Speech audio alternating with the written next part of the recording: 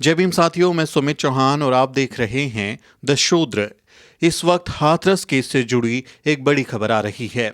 Hathras case जिसमें दलित बेटी के साथ दरिंदगी की सारी हदें पार कर दी गई थी, उसके साथ हैवानियत की इंतहा कर दी गई थी। उसी केस में एक बड़ी खबर आई है। दरअसल इस केस में सीबीआई जांच कर रही थी और सीबीआई ने आज अपनी चार्जशीट दाखिल की है। जो लोअर कोर्ट है उसमें सीबीआई ने चार्जशीट आरोप पत्र दाखिल किया है और उसमें सीबीआई ने माना है कि इस केस में, हाथरस केस में पीड़िता की रेप के बाद हत्या हुई थी। तो ये एक बड़ी बात आज की चार्जशीट में सामने आई है, जिसमें सीबीआई ने ये माना है कि पीड़िता के साथ पहले गैंग रेप किया गया और उसके बाद उसकी हत्या कर दी गई। और आपको याद होगा कि यूपी सरकार और यूपी पुलिस जो है वो बार बार ये कह रही थी कि पीड़िता के साथ रेप नहीं हुआ।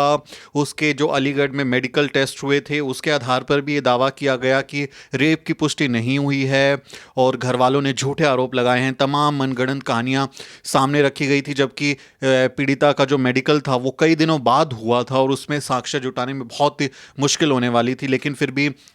यूपी सरकार ने एकदम से कह दिया था कि रेप नहीं हुआ। लेकिन अब खुद सीबीआई ने, जो कि सेंट्रल एजेंसी है, यूपी सरकार की रिकमेंडेशन पे सेंट्रल एजेंसी सीबीआई ने जांच की और अपनी चार्जशीट में ये साबित कर दिया, अपनी चार्जशीट में उन्होंने बता दिया कि पीड़िता के साथ रेप हुआ था और उसके बाद उसकी हत्या कर दी गई। आपको बता दें कि वो आरोपी जो थे, वो जो 4 आरोपी थे, मैं अगर आपको उसके चेहरे दिखाऊं तो मैं आपको 4 आरोपियों के चेहरे भी दिखाना चाहूँगा कि ये जो 4 आरोपी हैं, अभी आप अपनी स्क्रीन पर देख पा रहे होंगे, इसमें 4 आरोपी हैं। ये तस्वीरें हाथरस पुलिस ने जारी की थी, जिसमें अभियुक्त संदीप, अभियुक्त लवकुश और ये राम कुमार और ये रवि, ये 4 वो आरोपी हैं जिस पे हाथरस की बेटी के साथ दरिंदगी करने और उसे फिर जान से मार देने का आरोप है। और पुलिस ने इनको गिरफ्तार कर लिया था। उसके बाद में ये लोग अभी कस्टडी में हैं और ये जेल में हैं और इस पे अभी सीबीआई ने भी मुहर लगा दी है कि इन्हीं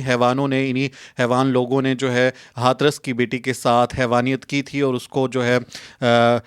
इस वजह से उसकी मौत हुई। तो ये एक बड़ी खबर आज बहुजन समाज से जुड़ी हुई जो है वो सामने आई है, क्योंकि हाथरस की बेटी के लिए बहुजन समाज ने काफ़ी संघर्ष किया। आपको याद होगा कि अलीगढ़ के अस्पताल में उसे रखा गया और उसको जो है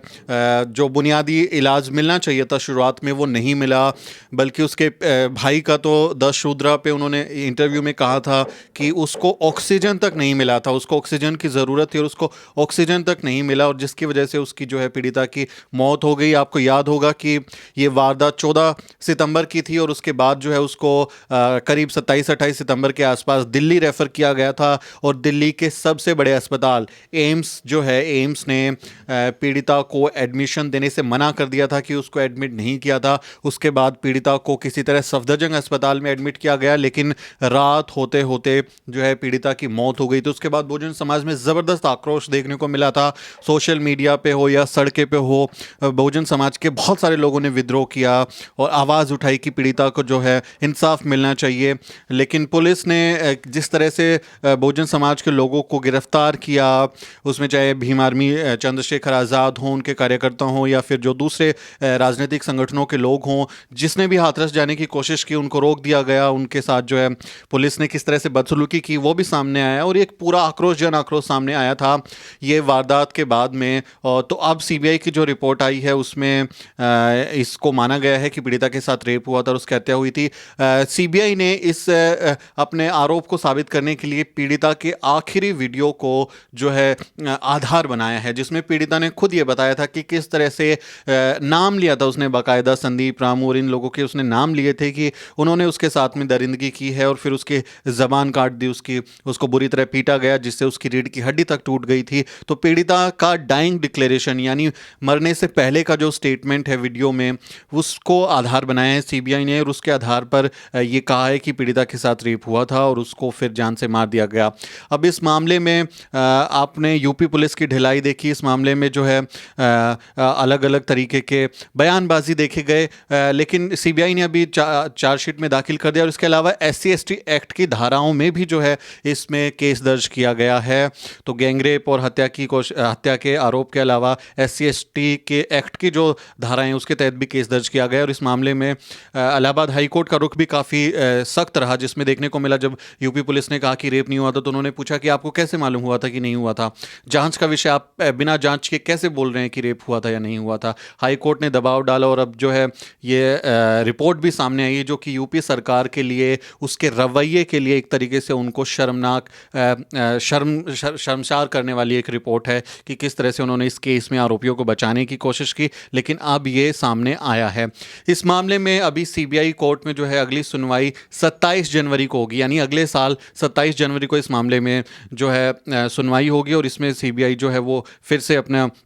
जो पक्ष है वो रखेगी। अभी फिलहाल चारों आरोपी जेल में हैं और इस केस में पूरे बहुजन समाज के लिए बहुत ही पर्सनल सा ये केस था, बहुत इमोशनल केस था, जिसमें एक बेटी के साथ दरिंदगी की गई, उसकी ज़बान काट दी गई, उसकी रीढ़ की हड्डी तोड़ दी गई और उसके साथ जाने किस तरह की दरिंदगी की गई। परिवार को बंद करके, घर में बंद करके 30 सितंबर की रात, आपको याद होगा ये तस्वीर आप देख रहे होंगे, ये यूपी पुलिस वालों ने किस तरह से रात में उसको जला दिया था और परिवार का कोई व्यक्ति अंतिम संस्कार में, अंतिम क्रिया में शामिल नहीं हो पाया था। माँ उसकी जो है सिर पीटती रह गई, परिवार में पिता चिल्लाते रह गए, लेकिन यूपी पुलिस ने जबरन उसका अंतिम संस्कार तक करा दिया था। तो ये हैवानियत की जो खबर थी, इसने पूरी दुनिया में बसे हुए दलित समुदाय के लोग और जो मानवाधिकार के लोग हैं और जिसको न्याय पसंद लोग हैं, उसने इसके खिलाफ आवाज़ उठाई थी। तो इस केस पर हमारी नज़र बनी हुई है, सीबीआई और इसमें क्या अपडेट्स लाती है, किस तरह के इसमें बने हुए हैं, हम इस पर लगातार अपडेट आपको करते रहेंगे। ये वीडियो फिलहाल आप ज़्यादा से ज़्यादा शेयर करें क्योंकि बहुजन समाज के लिए एक बहुत बड़ी खबर है और लोगों को इस खबर के बारे में जानना समझना ज़रूरी है।